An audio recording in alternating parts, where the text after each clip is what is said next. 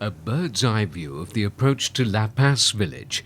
Whether you come by helicopter or by boat, this is where you're likely to begin your exploration of Silhouette, the island where history and nature meet. The welcoming party consists of endemic fruit pigeons taking a break from their treetop feast. Their presence is a reassurance that we've come to the right island. Where to start exploring? It's not easy to choose from all the attractions that tempt the visitor. Although nature and the sheer geography of the place beckon, one's also fascinated by the sense of history that oozes from old stoneworks built in times past. The island was named Silhouette after Etienne de Silhouette, who was the financial controller in the court of King Louis XV. It was named in 1771 when the French navigator Charles Auger landed on the island in his boat called l'Archipelago. The plantation house, which is now called the Grande Case, was built in the late 1860s by Auguste Daubin, who had arrived from Mauritius a few years before. In 2018, it was converted into a museum where one can see the old historical maps of the Indian Ocean, including the Seychelles Islands. And upstairs, we have an exhibition of memorabilia of the Daubin family. Very fascinating antiquarian objects and furniture. The Daubin family is long gone, but the silent echoes of their presence still linger within these rooms built of bois de nut, bois rouge, gaillac, capucin, and other rare woods that no longer exist in workable quantities today. Friendly ghosts whisper in French as we imagine what daily life was like in plantation times. Because the Daubin family owned the entire island, the Grande Case was also the administrative headquarters. Here, mingling with the intimacy of family life, important decisions had to be taken. What and when to plant or harvest, when to fish, who to employ for which plantation task. We can imagine servants deployed all around the Daubin household, making sure that everything was free of dust and cobwebs.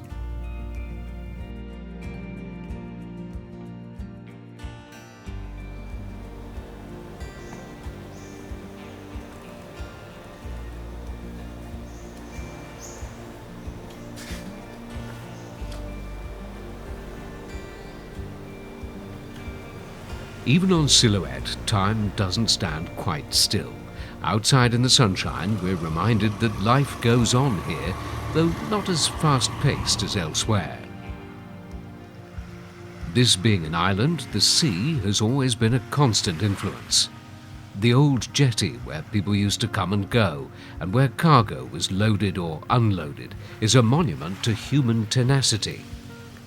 If you're lucky, you can still come across a hawksbill turtle, perhaps a female trying to decide when it'll be safe to crawl out of the sea to lay eggs on one of the many deserted beaches. Historically, the sea was even a protective barrier. The Daubins are said to have kept flammable and explosive materials in this stone building on the rocks off La Passe, a safety measure to protect the Grande Case and surrounding area from possible explosions or fires.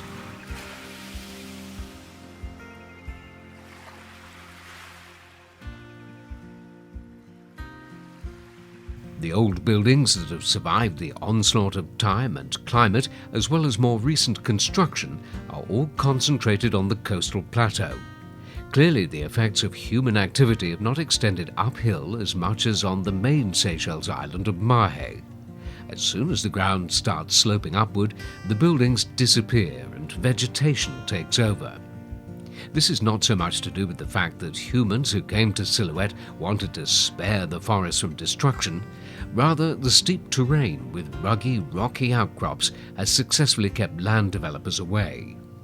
Silhouette is probably the Seychelles island with the largest bois de table trees, easily recognized by the shiny undersurface of their leaves.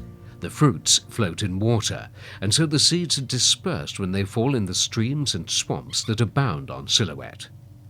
This habitat is rich in animal life, from the moorhens that wander around here, their large toes preventing them from sinking in the mud, to the crabs that scrounge around inside a maze of mangrove roots. They too help to disperse the seeds of various plants that grow in the vicinity of the mangrove swamps.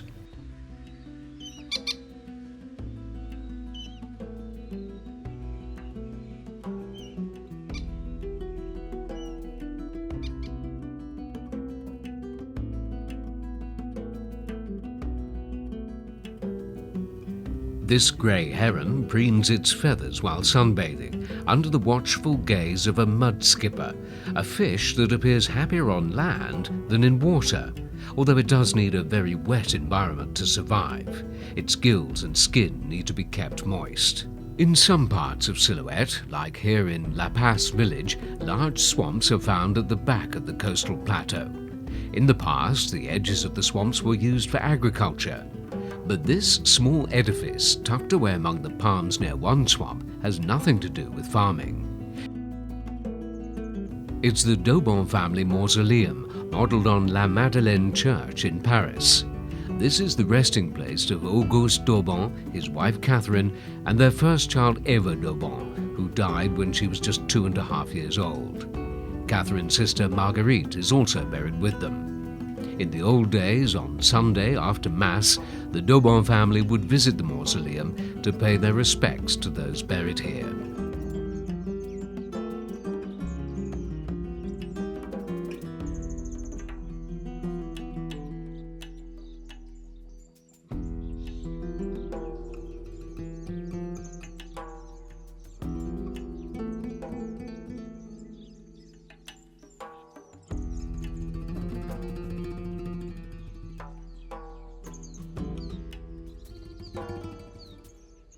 The ordinary inhabitants of Silhouette, those who were not part of the Daubon family, were buried in simpler graves in a cemetery not too far away.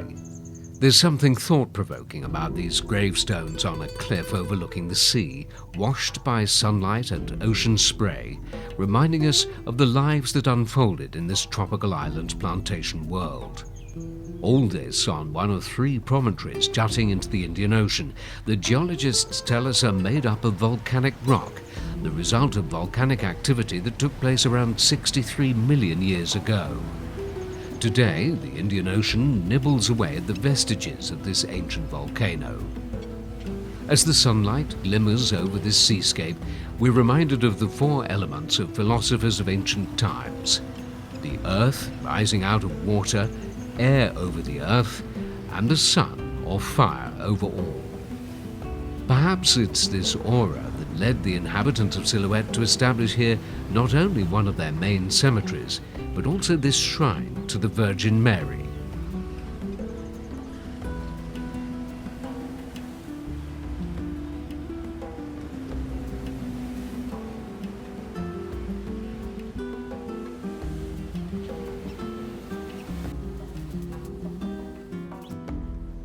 Biodiversity lurks in every corner. Where the sea connects with the volcanic rock, rock crabs keep just out of reach of the rising tide, while hermit crabs trundle around, protected by the sea snail shells that they've crawled into. Here again we see signs of nature reclaiming its territory. This is all that remains of some of the sheds where coconuts collected in the plantations were kept before they were taken away by pirogue. The coconut palms themselves are now breaking up what remains of these kiosks, as they were called. This part of the coast is also where the first settlers on Silhouette found Muslim graves. Were they those of the victims or the survivors of a vessel from somewhere in the Middle East that got wrecked in these parts? Or those of the members of an expedition that somehow got trapped on the island? One of the many historical mysteries that remain unsolved in connection with Silhouette.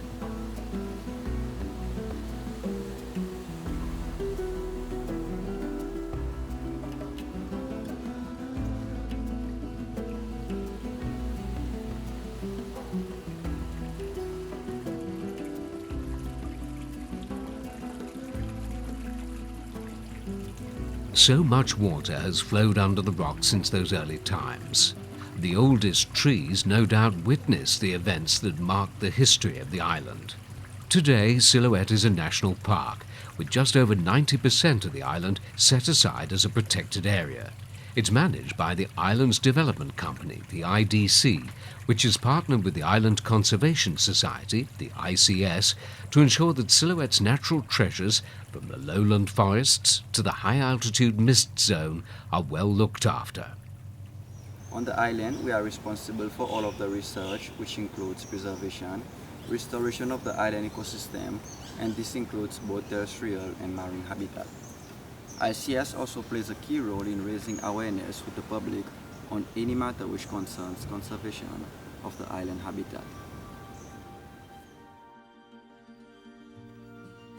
Indeed, even the sea around Silhouette's been declared a marine national park. At over 30 square kilometers, this is the largest marine park in Seychelles. But for now, we shall turn our attention to the land. We're off to explore Anse Mondon in the north of Silhouette. This means first going uphill, with the air becoming cooler with increasing altitude and more humid as we go deeper into the tropical jungle. Perfect conditions for the endemic snails that live here. On many other islands, an introduced small mammal, the tenrec from Madagascar, has caused the population of these acavid snails to decline. But here there's no such predator, and the snails are able to thrive. The wooden bridge indicates that we've nearly reached our destination. This is the valley of Anse Mondon, surrounded by cliffs where somehow the vegetation finds a grip as well as sustenance. As we follow the path that leads to the beach, it's easy to think that this is just another abandoned coconut plantation.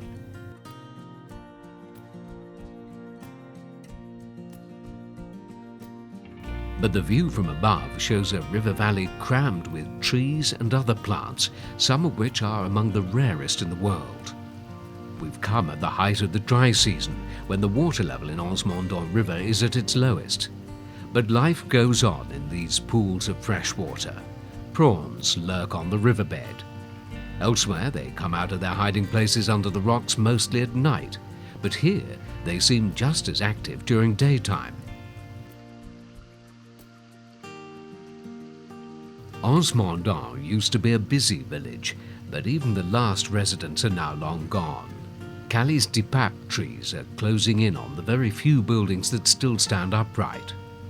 Here there's nothing of the grandeur of the Grand Casse, where the Daubans lived at La Passe. But within these walls of corrugated iron sheets, there's the same air of far away and long ago.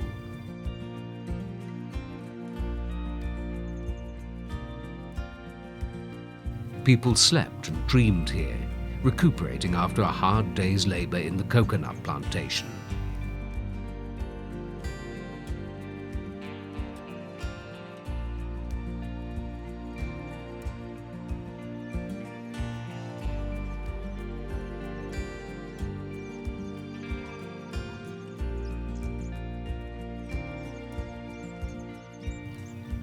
This used to be a kitchen filled with the scented smoke of cinnamon firewood and the aromas of Creole cuisine.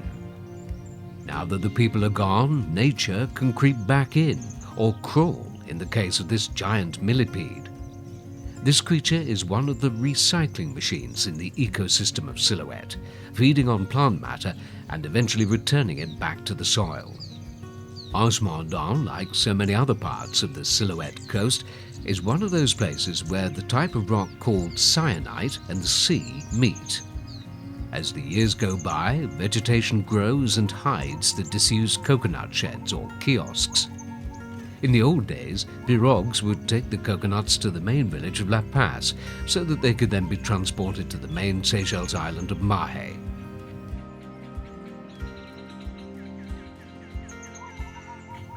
Nowadays, it's not pirogues that we encounter in these parts, but more modern boats taking visitors to the north of Silhouette.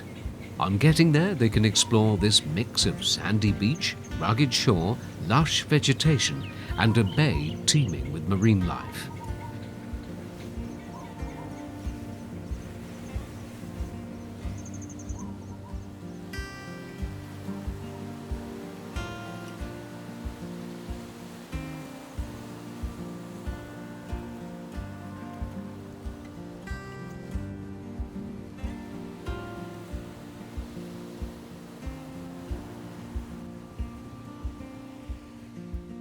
Indeed, the sea off Mondon is one of the best spots to discover the Silhouette Marine National Park.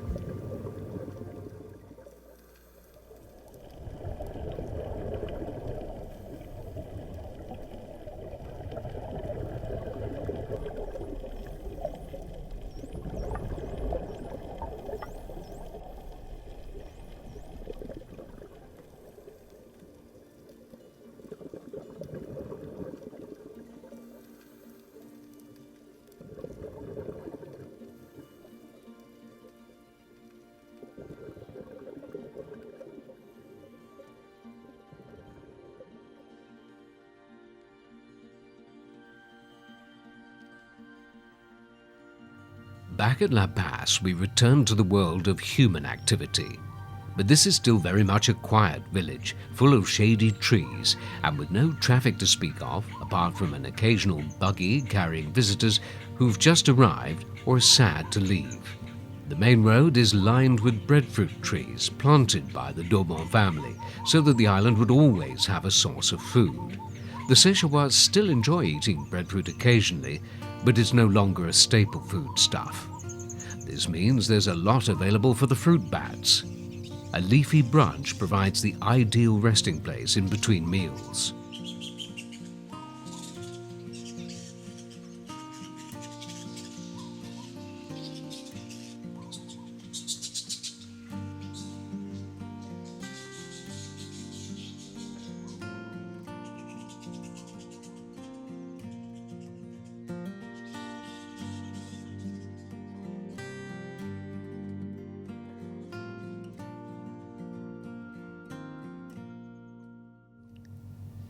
The Church of Notre-Dame du Rosaire, Our Lady of the Rosary, renovated by the island's development company and blessed by the Roman Catholic bishop in 2006.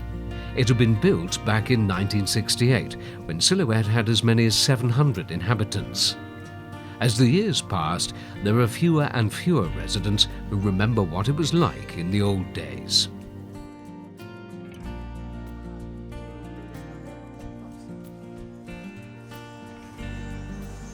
On bat kan lele, on ada abang fo itu tu pia lele. On a lele ada. Ba tu lah bang aku ni semalah kau bela, mana beli ye, mana biar gua bang kah balik, mana beli ye, mama kau pa tu lah bang tu pia lele je. Aku ni, mana ke still las casa mama kau mieta. Saya mau sih mau lah, mau desa, mau bini sih, anu stay sih.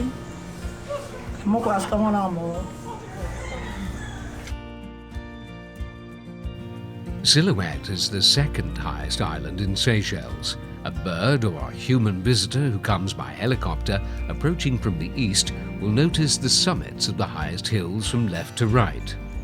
Mont Cocos Marron, around 500 meters high. Mont Corgat, 502 meters.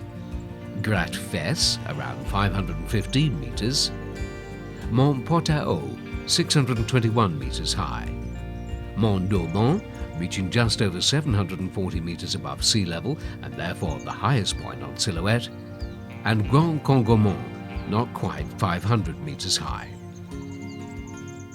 This is a clear invitation for us to take a walk uphill to discover some of the unusual animals that live in the mountain forests of Silhouette.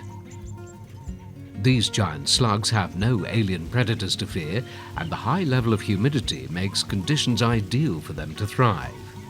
The vegetation cover helps to prevent rapid evaporation, and so the streams that crisscross Silhouette are protected. From time to time, a waterfall creates a welcome change of scenery. Old and fresh nuts indicate the presence here of these endemic palms, whose natural home is another Seychelles island, Pralin, which were planted here in the 1940s by the Daubons. Là, on arrive Jardin Marron. Jardin Marron est celle-là de la Silhouette pour un semi-natural population of crocodile.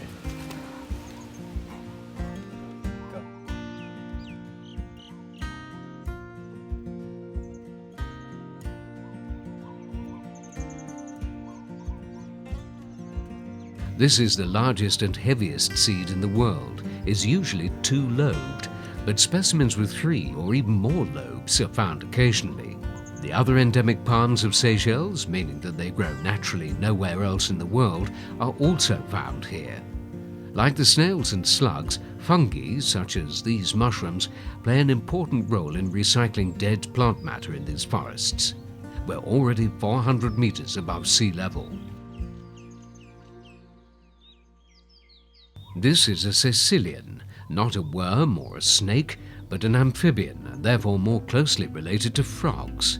At least 7 species of these intriguing animals are found in Seychelles, and Silhouette is home to several of them. It's not impossible that new species are yet to be discovered in the unexplored parts of the island.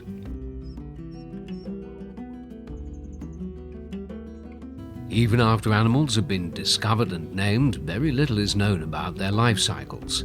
There's much scope for scientists who want to take a closer look at this unusual fauna. The pitcher plant, or Lalium potao, which traps insects in its pitchers, grows around the summit of Mont Potao, which at 621 meters is the second highest point on Silhouette. Today there's not much mist, and La Passe village is clearly visible below. A reminder that we must soon make our way back down, after a final peek at the carnivorous pitcher plants.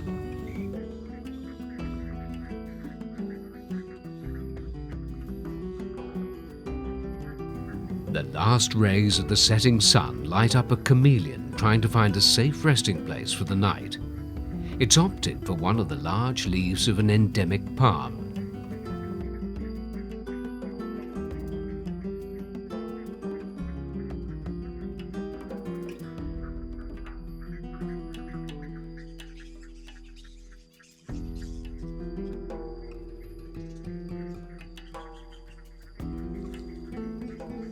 Other creatures remain mostly on the forest floor in the thick layer of moist leaf litter. This is the Seychelles caricot frog, so named because the tadpoles climb onto their mother's back and develop into tiny froglets. But this individual seems to be on the lookout for insects to catch as food. Several related species of frog are found here. These are descendants of frogs that were present when Seychelles broke off from India some 65 million years ago.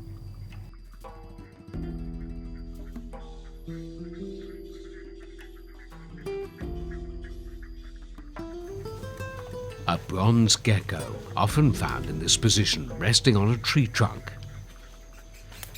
And in this cave, we catch a glimpse of one of the rarest mammals in the world, the Seychelles sheath-tailed bat, or Susuri banan. Unlike the much larger fruit bat, this species roosts in caves and feeds on small insects. It's believed that habitat disturbance and introduced barn owls may have contributed to making this a critically endangered species.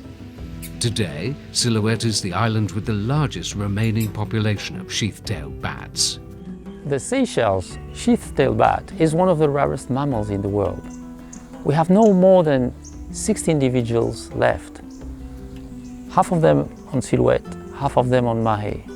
We do not understand exactly the reasons of its decline, but what we know is that invasive species such as barn owls or rats or cats are a threat because they can predate on the sheath-tailed bat. So we try to reduce the numbers of these animals around the roost, as Island Conservation Society is trying to do in Silhouette, but we should do more, especially on Mahe, including trying to restore vegetation to have more endemic species that are richer in insects that can provide more food for the bat to hunt at night. The endemic wadnut is one of the rare plants we come across as we set off along the path to Barbe on the west coast of Silhouette. A number of native plants provide the fruit and nectar that some birds feed on, but this bulbul, or merle, appears to be hunting for insects or spiders. Nothing of particular interest on this side.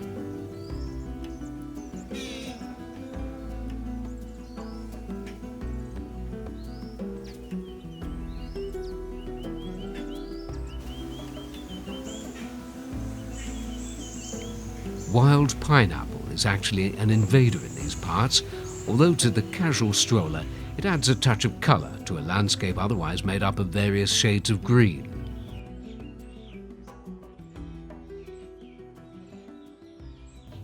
A wolf snake literally crosses our path, a gentle, harmless reptile that's found mostly on the ground. But it'll often climb trees in its search for the lizards that it feeds on.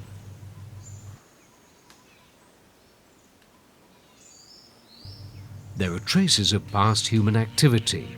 Jackfruit trees that now provide food for the fruit bats, and another shrine to the Virgin Mary.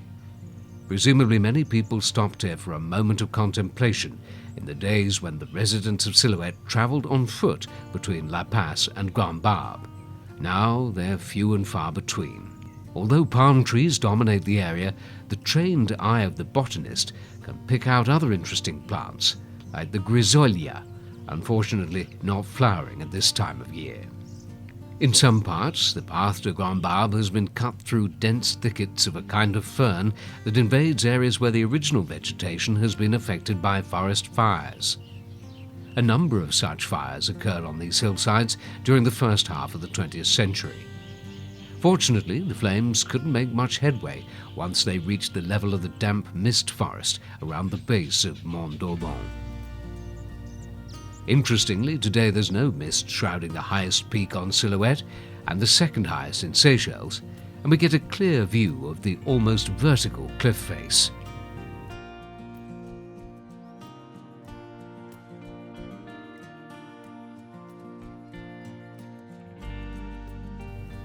Grand Barbe, once a busy little village with several hundred inhabitants, now one of the best kept secrets of Seychelles. A destination that only the adventurous get to see. And there's enough here to make it worth their while.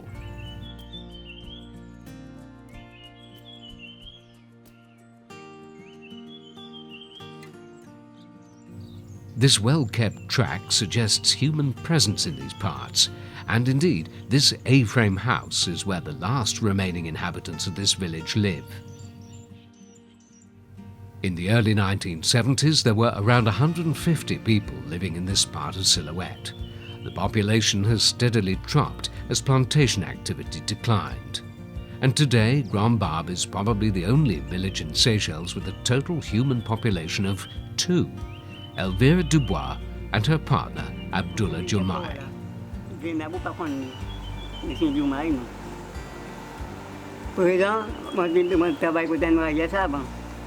On vient rester congé.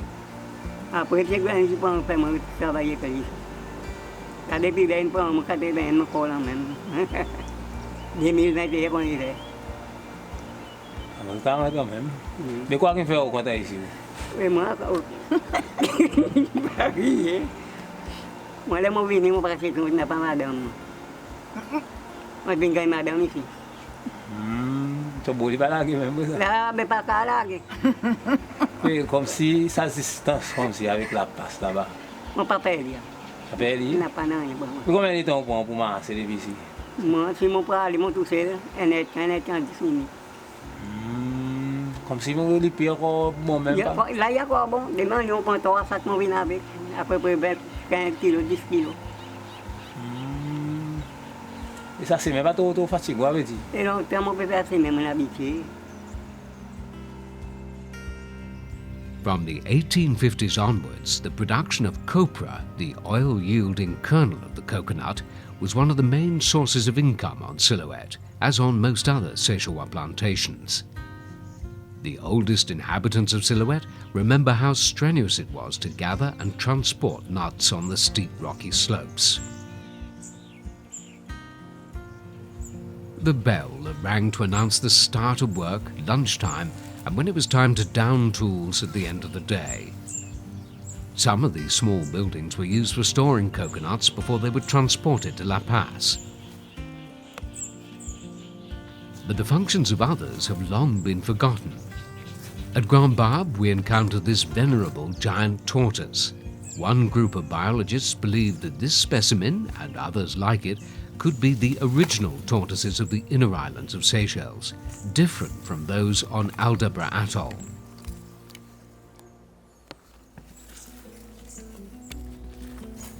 This group of young coconut palms has escaped being browsed by the tortoise and are on their way to becoming adults. They'll join the mature palms that fringe the shoreline of Grand Barbe.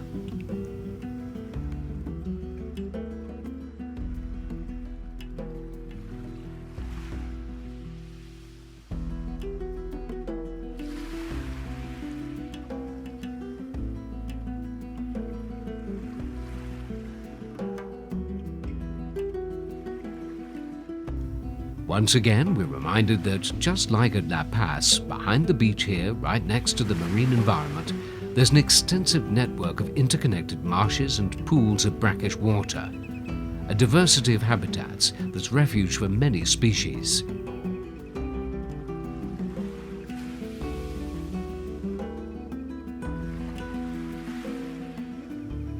And so we've crisscrossed Silhouette in its length and breadth.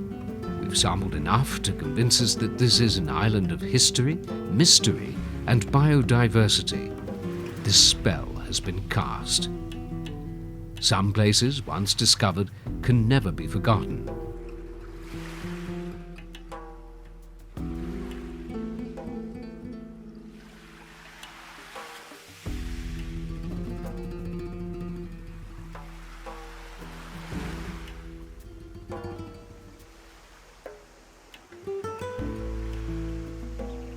When it's time to leave, we know that we'll be back for more of these intriguing landscapes.